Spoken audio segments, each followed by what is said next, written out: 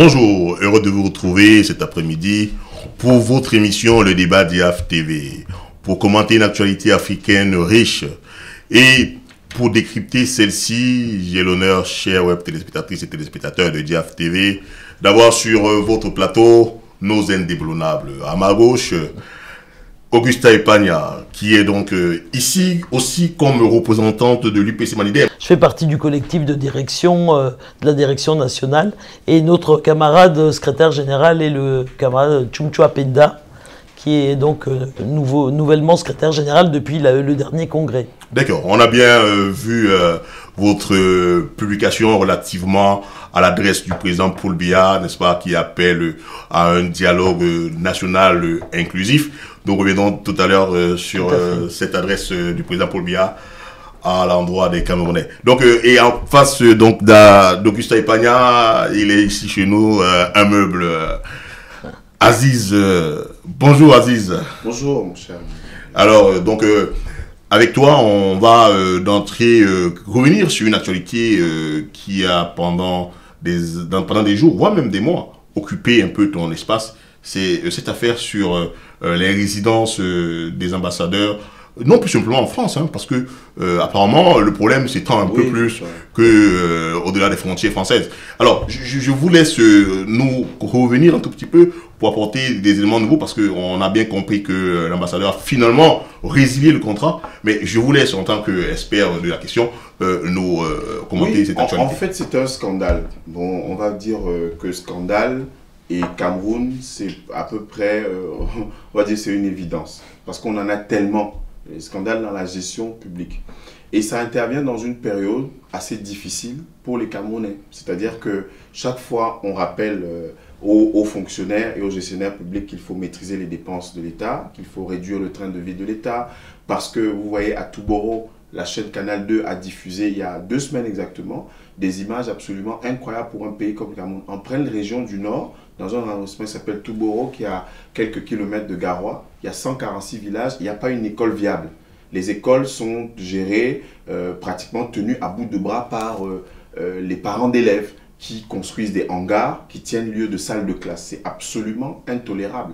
Et parfois, vous avez, quand vous entendez les chiffres qu'il faut, les montants qu'il faut pour soit réhabiliter, construire ces salles de classe, ce sont des montants qui sont dérisoires. Mais c'est aussi des montants qui sont utilisés de manière absolument dispendieuse dans d'autres domaines de l'État. Comme cette enquête qui est menée le révèle depuis 2 ans. C'est depuis juillet 2017 que j'ai commencé ce travail d'investigation. Je les appelle les investigations citoyennes parce qu'elles servent d'une part à conscientiser, à éclairer et à dire, à confronter ce que les gouvernants disent avec la réalité de leurs pratiques.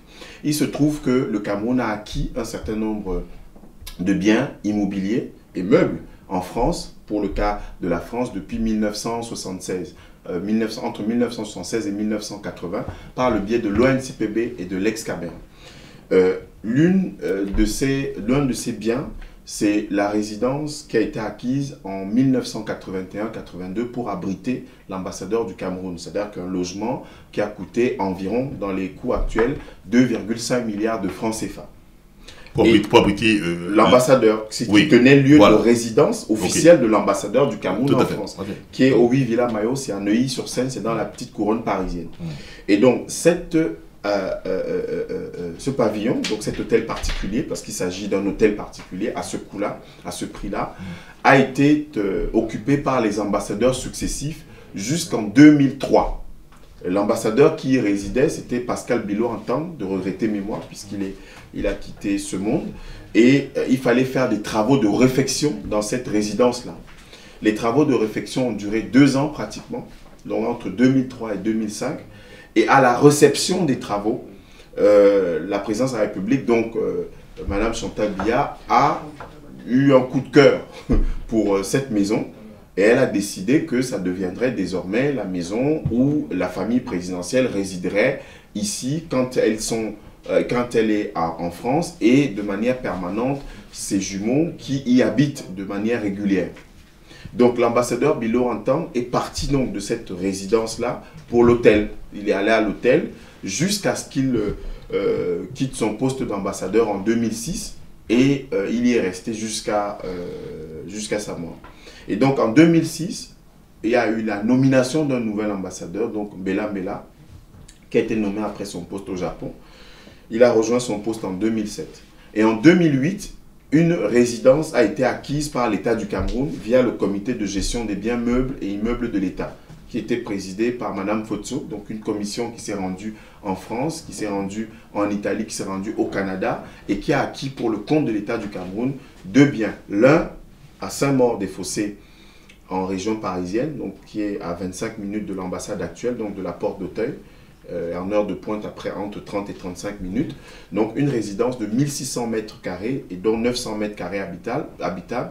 Un hôtel particulier aussi qui est plutôt d'un standing encore plus élevé que celui de Neuilly qui a été acquis en 81. Donc une résidence qui a coûté 4,3 millions d'euros, donc 3 milliards de francs CFA environ. Et cette résidence-là a été habitée par Mbella Mbella de 2008 à son acquisition à 2015, année où il a été en octobre, année où il a été appelé au gouvernement comme ministre des Relations extérieures. Après Mbella Mbella, il y a un ambassadeur qui était au Gabon, Samuel Vondo Ayolo, a été nommé à Paris, c'est-à-dire en 2016. Il a rejoint son poste en avril 2016 à Paris. Et vraiment, comme ça, un caprice de son épouse a fait qu'il a décidé de ne pas habiter la maison qui avait été acquise par les Camerounais, donc l'État du Cameroun, pour abriter l'ambassadeur, donc comme résidence officielle. Eh bien, il a entrepris de demander une délégation de crédit au ministre des Finances, à l'époque à la Mine-Mai, qui, de manière très droite, juste, avec une rectitude, a dit « Non, monsieur l'ambassadeur, je n'ai pas de crédit pour cela. Les crédits sont affectés à d'autres tâches, à d'autres urgences, d'autant plus qu'il y a une résidence officielle qui a été acquise en 2008, qui est plutôt de grand standing. » Alors, qu'est-ce qui se passe? Il va s'adresser au ministre de l'économie et de la programmation, et du plan et de la programmation, qui était à l'époque M. Louis-Paul Motazé. M. Louis-Paul Motazé va donc lui accorder en 2 fois, le 25 juillet 2016 et le 31 août 2016, une somme totale de 600 000 euros, donc plus de 400 millions de francs CFA. C'est-à-dire que le 25 juillet 2017, une délégation de crédit a été accordée à monsieur l'ambassadeur, donc Samuel Vondo Ayolo, une délégation de crédit de 146 millions de francs CFA, donc 225 000 euros. Et le 31 août, une autre délégation de crédit va lui être accordée, 295 millions de francs CFA, donc 449 000 euros. Donc, l'intitulé de ces 2 délégations de crédit, la première en 25 juillet, c'est prise en charge de la résidence provisoire de l'ambassadeur du Cameroun, donc au 63 rue Michel-Ange Auteuil à Paris, donc à 5 minutes de l'ambassade du Cameroun. Et la deuxième délégation de signature, deuxième délégation de crédit portait la mention prise en charge et équipement de la résidence provisoire. Donc Gingassa, Auguste Epagna, le Cameroun a dépensé en 600 000 euros pour prendre en charge et équiper provisoirement une résidence alors qu'on dispose d'une résidence à Saint-Maur qui a coûté 3 milliards. Elle est donnée du problème. Et donc, cette résidence coûte à l'année 180 000 euros, soit 120 millions de francs CFA. 180 000 euros, soit 120 millions de francs CFA, c'est-à-dire le loyer annuel. Le Cameroun a payé en 3 ans, en incluant la caution de 28 000 euros qui a été versée au bailleur, donc qui est passé par, la transaction s'est faite via l'agence Barnès, le bailleur M. Valentin, qui a reçu 28 000 euros de caution et l'ensemble des loyers sur 3 ans. Donc une somme totale d'1 034 000 euros a été dépensée de juillet 2017 à juillet 2019. Alors qu'il y a un logement qui est... 679 millions de francs CFA. 679 millions de francs CFA ont été dépensés en 3 ans en pure perte de l'argent qui est parti en fumée. Pendant que les enfants vont à l'école assis sur des morceaux de parpaing. Sur des morceaux de parpaing cassés. Je parlais tout à l'heure de l'exemple de Touboro. Je peux le multiplier à l'ensemble des 13 000 localités, des 360 communes qu'il y a au Cameroun. Donc voilà les données du problème. Et qu'est-ce qui se passe? Qu'est-ce qui est encore... quels sont les raisins aussi de la colère dans cette enquête-là? Parce qu'à un moment, ça vous montre là. C'est que dans les deux résidences, il y a le neveu du ministre directeur du cabinet civil, puisqu'il n'est plus ambassadeur, donc M. Foula, qui habite au 52 avenue Albert Ier à Saint-Maur, donc dans la résidence qui a coûté 3 milliards en 2008. Et il y avait la fille de M. Vondo Ayolo qui habitait le 63 rue Michel-Ange Auteuil. Comme je n'ai pas démordu, je n'en ai pas démordu, je suis resté mais au taquet. J'ai toujours et de manière systématique à la fois fait des alertes et fait des vidéos dans ce sens-là. Eh bien, en disant, en interpellant que ce soit le ministre des Relations extérieures, le président de la République, les députés, les sénateurs, dont c'est le rôle de contrôler les dépenses et l'action gouvernementale, en leur disant, mais écoutez, si vous pensez que ça c'est banal, qu'est-ce qui serait important dans notre pays? Eh bien, à force de ténacité, à force de tenir, le bail de la résidence provisoire a été résilié le 17 août dernier. C'est-à-dire que la fille du ministre directeur du cabinet civil n'y est plus, puisqu'elle habitait cette maison-là. Elle n'y est plus, elle est allée se trouver une maison comme tous les Camerounais, comme tout le monde ici en France se débrouille. Elle est allée trouver une maison qu'elle payerait à ses frais, puisque je suppose qu'elle a de l'argent pour ça. Donc toujours est-il que au 63 rue Michel-Ange Auteuil à Paris, le bail a été résilié. Mais restait un problème. Les 28 000 € de caution restaient en instance. C'est-à-dire que les 28 000 €, il n'était pas question, et on l'a dit au bailleur, que si vous virez l'argent, parce que des RIB lui ont été envoyés, si le relevé d'identité bancaire est celui du ministre directeur du cabinet civil, eh bien ce sera une tentative de détournement ou un détournement de fonds publics, parce que ces 28 000 € doivent être remboursés à l'État du Cameroun, donc sur le compte de l'ambassade du Cameroun qui vous a viré ce compte-là. Première chose. Deuxième chose, puisque c'est le comité de gestion des biens meubles et immeubles de l'État, Gingassa, les meubles qui ont coûté, je dis bien tout à l'heure, puisque la deuxième délégation de crédit que M. Mondoayolo a reçue le 31 août 2016, la deuxième délégation de crédit était de 295 millions, soit 449 000 €. C'est-à-dire qu'on a acheté du mobilier pour 449 000 € en France. Et d'ailleurs, le décorateur est là. Hein. Ceux qui ont vendu ce mobilier sont là. Ils sont prêts tout aussi à la fois porter un témoignage public. Ils ont contribué à cette enquête-là. Donc, il faudrait que ce mobilier soit restitué à l'État du Cameroun. Parce qu'une fois que le bail est résilié, l'état des lieux a été fait sans la présence de l'ambassade du Cameroun, ce qui n'était pas tout à fait convenable, ce n'est pas dans les règles.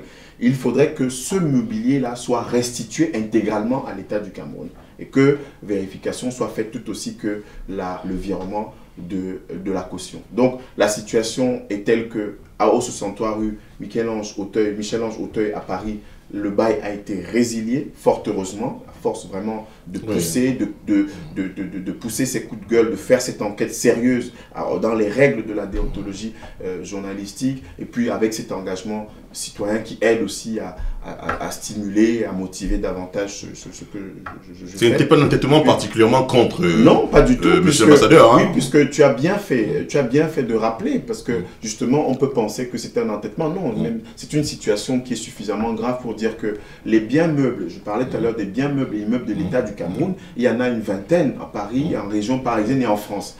Donc là aussi, parce que c'est au sens de l'ordonnance du 9 juin 1974 qui règle les questions concernant le domaine privé et public de l'État, et même au Cameroun, il se pose ce problème-là d'occupation illégale des personnes sans titre ni qualité des biens publics. Et on n'a même pas encore fait l'évaluation. En Italie, je m'y rendrai dans 3 semaines exactement. En Italie, il y a un problème. C'est que la résidence qui avait été acquise dans les années 80 et l'ambassade sont aujourd'hui dans un état de délabrement avancé, sont occupés par des squatteurs, des clochards, etc. Pourquoi ? Aujourd'hui, l'ambassade est dans une résidence, l'ambassadeur vit dans une résidence provisoire et l'ambassade est logée dans un bâtiment provisoire, alors même qu'il y a ces deux lieux. Et un crédit avait déjà été annoncé en août 2014 par le comité de gestion des biens meubles et immeubles de l'État, en août 2014, sur la réhabilitation de ces deux lieux. À la rue Della Camilucia, c'est Via de la Camilucia, ça c'est la résidence de l'ambassadeur et qui avait été habité par l'ambassadeur Kima Tabon, c'est le dernier qui a habité cette résidence. Et à la rue Siracusa, c'est où était l'ambassade du Cameroun il y a très longtemps. Aujourd'hui, ils sont à la Via Regina Margarita, comme tout le monde le sait pour ceux qui connaissent l'ambassade en Italie. Donc c'est pas une question qui concernerait une personne. Et quand bien même ça concernerait une personne, quel est ce pays où vous pouvez loger vos familles, neveux, enfants, etc., dans les résidences de l'État aux frais des Camerounais. Parce que je rappelle que les dernières factures qui concernent la résidence de Saint-Maur sont payées par l'État du Cameroun via l'ambassade, via le percepteur payeur. Une facture de 1000 € a récemment été adressée à l'ambassadeur du Cameroun, Alfred Guigny, qui a vécu à l'hôtel quand il est arrivé. C'est-à-dire que l'ambassadeur du Cameroun en France vient en France, il ne se rend pas à la résidence officielle qui a été acquise par le Cameroun, mais il va à l'hôtel pour plus de 600 € par jour. Et aujourd'hui, il a pris un appartement meublé qui coûte aux contribuables camerounais plus de 6 000 € par mois. Donc voilà les données du problème. C'est-à-dire qu'on a Neuilly, on a Saint-Maur, on n'a plus évidemment ce problème de 63 Michael Aroteuil, et on a un ambassadeur qui est aussi entre l'hôtel et un appartement meublé. C'est assez grave pour qu'on s'en préoccupe. Est-ce que je peux dire un mot là-dessus? Bien sûr, effectivement. Enfin, ce que je voudrais dire, c'est que, enfin, moi je pense que Abdelaziz fait tout à fait œuvre utile en menant cette enquête et en faisant ressortir effectivement le scandale que constitue ce détournement des deniers publics. Ceci dit, ce que j'ai envie de dire, c'est que il y a quelque temps, moins d'un an je crois, est sortie une enquête qui faisait état des milliards dépensés par Paul Biya lui-même au travers de ses voyages en Suisse. Le financement de l'hôtel particulier, le financement de ses frais médicaux, etc. Ce sont des centaines de milliards que ça représente. Donc, l'exemple est donné au plus haut niveau. L'exemple est donné au plus haut niveau. On peut aussi parler des 3000 milliards de la CAN, qui ont été détournés et dont on a vu le résultat. Il n'y a pas les stades, il n'y a pas les équipements, etc.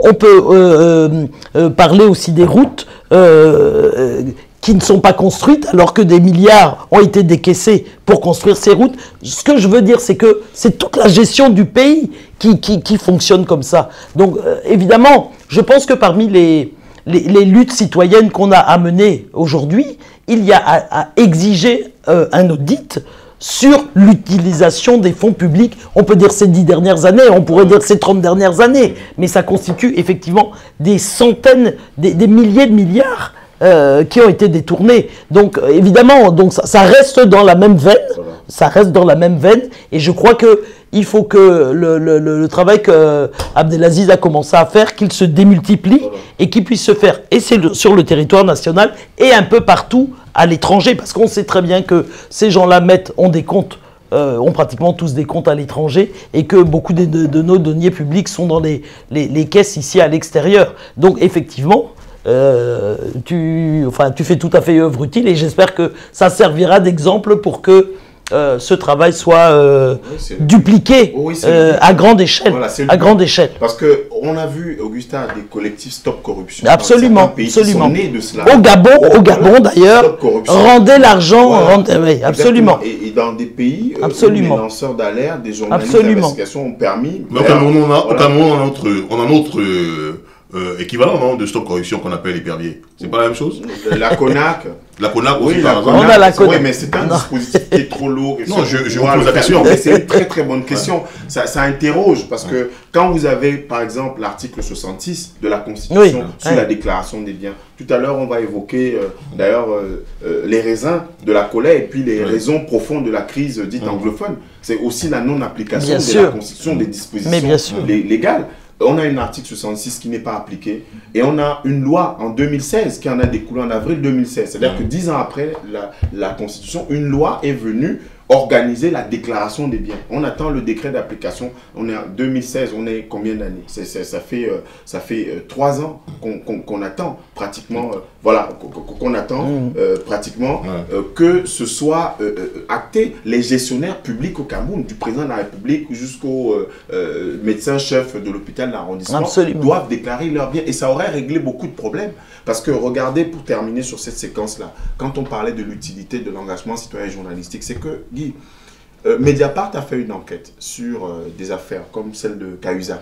Ça a débouché sur une haute autorité de la transparence de la vie publique. Bien sûr. Et c'est en épluchant les comptes que l'affaire Fillon en a découlé. C'est en épluchant et en confrontant les comptes que les déclarations qu'avait faites François Fillon qu'on l'a coincé justement sur une non-concordance entre certains chiffres. Donc, il y a toujours de l'action citoyenne, de l'investigation, de la dénonciation de la classe politique et de la société civile quelque chose qui contrôle si un pays est volontariste.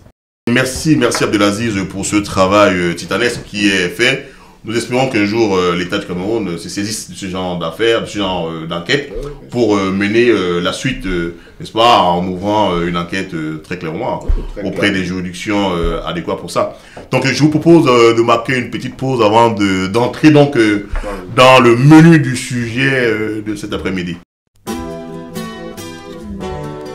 Après donc cette clarification sur la situation de l'occupation illégale, illicite des biens publics par les autorités diplomatiques du Cameroun, commenté par Abdelaziz, je vais donc également adresser la parole à Augustin Epagna. Il y a quelques jours, notamment le 13 septembre, on célébrait encore la date anniversaire de l'assassinat de quelqu'un qui est aujourd'hui considéré comme le père de l'indépendance du Cameroun, Ruben Oumniobé.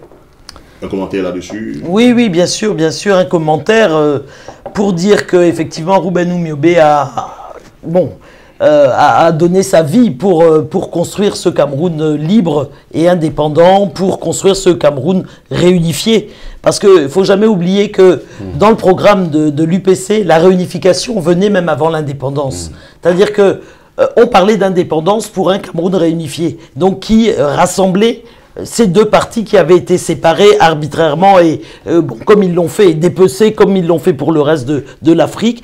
Et par conséquent, pour l'UPC, c'était essentiel de réunifier le Cameroun et ensuite, évidemment, d'obtenir une indépendance à la tête de laquelle seraient ceux qui se sont battus et qui avaient une vision pour le Cameroun. Donc ça, c'est essentiel. Et évidemment, Oumniobé, on parle de lui en tant que fondateur, mais bien évidemment, il n'était pas seul. Il n'était pas seul. Et c'est vrai que dans nos pays, on a tendance à personnaliser beaucoup. Mais ce qu'il faut savoir, c'est que s'il n'y avait pas eu cette force organisée qu'a été l'Union des populations du Cameroun, et je profite de l'occasion pour dire à quel point l'Union des populations du Cameroun a porté ce nom parce qu'elle était attachée au fait que tous les Camerounais sont égaux et qu'il n'y a pas de distinction ethnique, religieuse, de sexe, etc. Et qu'on est tous Camerounais et qu'on doit tous, effectivement, en aucun cas, la dimension tribale, ethnique, etc. ne doit comment dirais-je, être mise en avant. Et ça, c'est extrêmement important dans la période actuelle où le débat politique se réduit aujourd'hui à des attaques vraiment d'une bassesse extraordinairement grande contre telle ou telle ethnie, etc. Et où c'est des invectives d'une ethnie contre une autre, etc. Évidemment de la part de quelques compatriotes, parce que je pense que beaucoup de compatriotes déjà voient le danger qu'il y a à manier les choses de cette manière-là. Et donc j'insiste là-dessus parce que c'est éminemment d'actualité. Et donc Ruben Oumniobé, il faut aussi citer Félix Roland Moumié, bien évidemment, qui malheureusement a également été empoisonné par les services secrets français.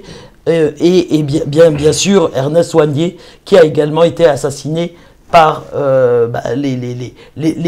comment dirais-je, ceux qui servaient le colonialisme, c'est-à-dire Ahidjo et ses pairs. Et c'est très très important qu'on puisse faire reconnaître dignement, parce que même si aujourd'hui ils prétendent qu'ils ont fait reconnaître les héros nationaux, on sait très bien que c'est totalement faux. Il n'y a pas une rue Ruben Oumniobé, il n'y a pas un monument Ruben Oumniobé, il n'y a pas une école Ruben Oumniobé. Et puis, il faut que cette histoire-là, on l'enseigne. L'histoire de la résistance et de la conquête de la liberté et de la libération de ce Cameroun, il faut qu'on l'enseigne, il faut qu'elle soit dans les livres d'histoire. Tous nos héros, avant même les Oumniobé d'ailleurs, il faut qu'on les enseigne, que les Camerounais et les Africains connaissent cette histoire de la résistance au Cameroun et en Afrique. Ça, c'est très très important. Donc il faut que ces commémorations servent et en même temps à dire combien on est reconnaissant à l'égard de ces personnages historiques, mais aussi à faire prendre le relais par les jeunes générations, à faire en sorte qu'on passe le témoin aux jeunes générations et qu'elles prennent toute leur place dans la construction de ce Cameroun nouveau qu'on espère tant de nos voeux. C'est très très important et vraiment je voulais finir là-dessus.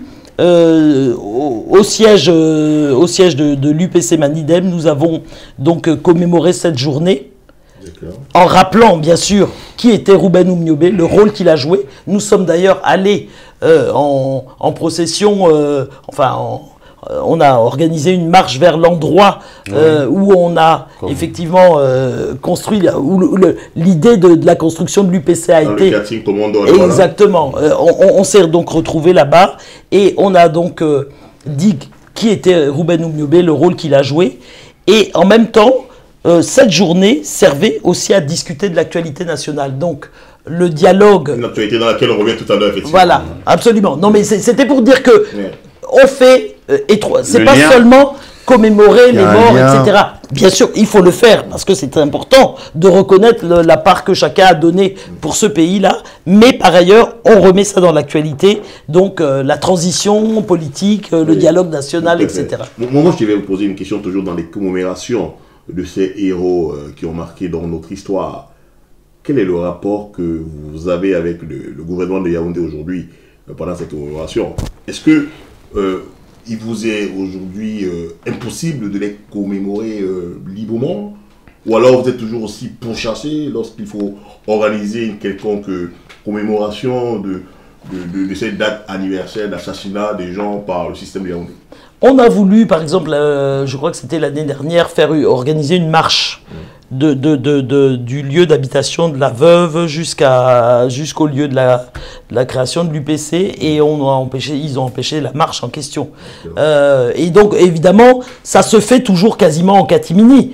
C'est-à-dire qu'à tout moment, on peut nous empêcher de tenir ces manifestations, etc. Donc, c'est toujours très confidentiel, enfin, dans la manière dont on est obligé de le faire. Après, bon, bien sûr que les compatriotes, quand ils en sont informés, beaucoup de compatriotes s'y intéressent et y participent. Mais malheureusement, évidemment, et ça prouve toute la duplicité, l'hypocrisie du pouvoir. C'est-à-dire que, évidemment, que on aurait un pouvoir véritablement représentatif des intérêts du Cameroun et des Camerounais aujourd'hui. À la limite, ce que nous faisons, nous, en tant qu'UPC Manidem, on pourrait le faire, bien sûr, parce que Oumniobé c'est lui qui a créé l'UPC, mais ce sera à l'État de le faire. Ce sera à l'État, c'est le vrai père de la nation camerounaise aujourd'hui, ou les vrais pères de la nation camerounaise, ce sont ces hommes, ces héros que je viens de citer, et il y en a bien d'autres. Les Singap Martin dont on ne parle pas, Singap Martin est mort, les armes à la main, il avait pas 25 ans. Il n'avait pas 25 ans. Et il y en a plein comme ça. Donc on a les Njasep Mathieu, qui était donc le secrétaire d'Ernest Ouandié, qui croupit dans la misère et qui, heureusement, bénéficie de la solidarité des militants. Nous avons plein de vétérans qui ont participé les armes à la main, ou parfois, même sans avoir pris les armes, mais qui étaient dans les maquis, etc., qui vivent dans un dénuement absolu. Dans un dénuement absolu. Donc, tout ça pour dire à quel point ce pouvoir n'incarne pas le Cameroun, n'incarne pas ceux qui ont permis la libération de ce pays du colonialisme. Oui, et quand bien même pour être dans le même sillage, quand bien même il y a des initiatives qui sont prises, par exemple ce monument dédié à Oumniobé à Douala, vous avez vu ce qu'il en a résulté. C'est qu'on a considéré qu'une figure aussi haute et aussi essentielle qui avait été à la fondation de l'Union des populations du Cameroun, pas l'Union des populations Bassa, donc qui est sa région d'origine, qui avait adhéré au Rassemblement démocratique africain, au RDA, donc qui avait une ouverture, une vision panafricaniste, parce que c'était faire le Cameroun pour l'Afrique, qui s'inscrivait déjà dans cette ligne. Et donc il y a des chefs traditionnels, donc Douala, qui sont allés casser, saccager la clôture de ce chantier-là. Pour un prétexte qui me semblait être fallacieux et qui contredisait, quand vous lisez les écrits Soumaki de Ruben Oumniobé sur la question du tribalisme, c'est l'un des meilleurs textes qui soit contre le tribalisme au Cameroun. Il avait disserté abondamment là-dessus. Vous avez des chefs traditionnels qui vous disent que c'est parce qu'on n'a pas honoré Douala Mangabel qu'il faudrait que ce soit le préalable. Or, à Bonanjo, sur la place du gouvernement ou a été exécuté, ou a été pendu. On a vu des statues. Oui, ou a été pendu Ngossodine, donc le secrétaire, et Douala Mangabel, eh bien, ou Elamé de Dios, puisque avant les Allemands ont réprimé des révoltes là-bas. Et la mer, Dios sur le plateau de Dios, c'est Kabonanjo. Et bien d'autres, les Koumambapé, parce que si on n'inscrit pas, parce que ce débat est très important, contrairement à ce qu'on pense. Le Cameroun a un péché originel. C'est ce péché originel-là, c'est-à-dire que ceux qui se sont battus pour notre mémoire, pour notre dignité, pour notre liberté, sont ceux qui vivent dans le dénuement, sont ceux qui sont dans le dénuement médiatique, puisqu'on ne les voit pas, sont dans le dénuement symbolique, matériel, etc. Elle parlait tout à l'heure du cas d'Indjasep. Donc, en fait, c'est qu'une question qui est essentielle et fondamentale. Des pays font le Panthéon. Mugabe est enterré ce jour au champ des martyrs. Il sera enterré aux côtés de sa femme, Sali. Ils ont pris les armes contre le colonisateur anglais, un régime raciste, un régime colonialiste. Et ils ont libéré leur pays en 80. Ils ont décidé de baptiser leur pays Zimbabwe du nom d'une civilisation, voilà, qui s'appelait Rhodésie du nom de Cécile Rhodes. Donc je veux dire que c'est pas peu de choses. Et que pour revenir au Cameroun, tant que Oumniobe, Moumie, Wandie, Douala Mangabel, Koumambapé seront de leur ethnie, on ne réussira pas à les hisser au niveau où ils doivent être. Merci, merci pour... Non, c'est très important. Et je m'excuse avant qu'on passe au sujet suivant.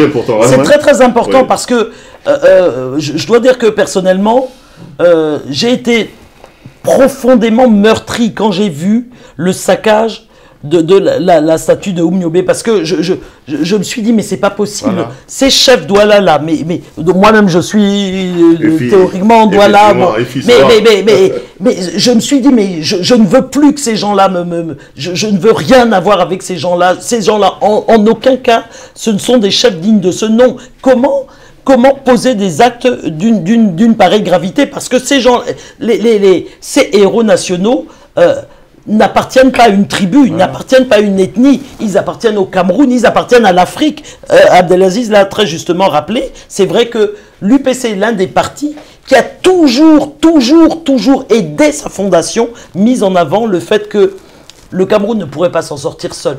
Et que nous devons constituer le maillon des États-Unis d'Afrique que réclamait Nkrumah. Et on continue à penser cette chose-là et à essayer d'agir dans cette direction. Donc vraiment, ces chefs-là, là aussi, quand on dit que les autorités, enfin l'État actuel ne représente pas ni le Cameroun, les intérêts du Cameroun, ni les Camerounais, on pourrait en dire presque autant de beaucoup de chefs aujourd'hui, de beaucoup de chefs traditionnels. Ce d'autant plus qu'il y a un des leurs, Kouma Ndoumé III, qui est le petit-fils de Koumambapé, qu'on appelait Lok Prison. Je rappelle que pour la mémoire des Camerounais, beaucoup de Camerounais, mais Koumambapé, c'est celui qui a dit non à ce traité qui allait se révéler être un traité inique. Parce que le 12 juillet 1884, quand Di Kapondo des Akwa, Ndumbalobe des Belles et Di Mekwale des Daido montent sur le Mauvais, qui est un bateau de guerre. C'est celui qui interpelle leur conscience, c'est Koumambapé, qui leur dit, mais vous allez signer un traité sur un... Mais les symboles, ça joue sur un bateau de guerre, le Mauvais. Et il n'a pas été entendu à ce moment-là. Et les Allemands, en représailles, ont bombardé la ville de Bonabéry, puisqu'il était le chef là-bas de Bonabéry, et une partie de Bonapriso, puisque dans ceux qui connaissent l'histoire du peuple Douala, Bonapriso et Bonabéry ont un lien, justement, après que Douala Makongo, qui était le chef de tous les Douala, ait une dissension entre ses deux enfants. Donc bref, c'est une histoire sur laquelle on pourra revenir. Donc, en fait, il a été bombardé. Et la proue royale, la proue de son tanguay, c'est-à-dire que les bateaux avec des proues ouvragées, c'est des choses qui sont formidables dans notre patrimoine, et a été emporté par les Allemands. Et c'est au musée de Tübingen, depuis 1900, au musée de Tübingen en Allemagne, que cette proue qu'on appelle le tanguay est exposée, et une réplique au Quai Branly à Paris. Donc voilà, à titre personnel, je me suis réapproprié cette histoire-là, qui est au fondement du Cameroun moderne. C'est au fondement du Cameroun moderne. L'histoire de Ernest Betote Akwa, de Ludwig Pondo Akwa, sont des histoires au fondement du Cameroun moderne. Ils ont été envoyés en prison à Mora, à Baroua, ils en sont morts. Mon propre grand-père a été envoyé à Mokolo Tchad par les Allemands à l'époque. Parce qu'ils se battaient effectivement contre ça. Donc, si à l'école primaire, si au lycée, si à l'université, si à la télévision, dans les journaux, sur Canal 2, sur la CRTV, sur STV, on ne parle pas de ces questions, qui va en parler? Si le jour de la commémoration de la mort de Oumniobé, qui a été tué sur ces terres et qui a été réhabilité 2 fois, en 91, en mars 91 et en décembre, où il a été fait héros national. Bon, ça encore, on peut. Mais si l'État a réhabilité des figures, en a fait des héros nationaux, où en sont les traductions? Où en sont les traductions? La veuve de Oumniobé vit dans le dénuement absolu. Il faut que, justement, on a fait partie de ceux, avec les frères de l'UPC Manidem, du collectif pour la mémoire du Cameroun, CPM, c'est les jeunes, les Bata Babayemi, les Kotar qui se déplacent chaque année à leurs propres frais pour aller soulager les peines de la veuve Marthe Oumniobé que nous saluons ici. Donc, en fait, c'est un problème qui est très important. Très important. Parce que c'est pour cette raison que les crises de vocation, même dans le domaine citoyen et politique, se sont faites au Cameroun. Et que des gens ont dit c'est pas la peine de s'engager, puisqu'on voit comment ceux qui croupissent dans la misère, Njasep, la veuve Oumniobé, etc., etc. Et que si on va parler tout à l'heure du débat national, si on n'évoque pas ces questions, je ne vois pas de quoi... non, mais très intéressant ce petit tour d'histoire, surtout en ces jours encore marquant la date d'anniversaire de l'assassinat de Ruben Oumniobé, père de la nation camerounaise. Alors, une nation camerounaise, on en parle... bien malmenée. En ce moment, très très fragilisée par de nombreuses crises au nord, Boko Haram, à l'est, les problèmes liés à la RCA, et puis au nord, au sud-ouest, la crise anglophone. Et puis même la crise politique avec nombreux leaders politiques et leurs associés qui copissent aujourd'hui en prison. Et puis, le 10 septembre dernier, une adresse du président en exercice, M. Paul Biya, au Camerounais.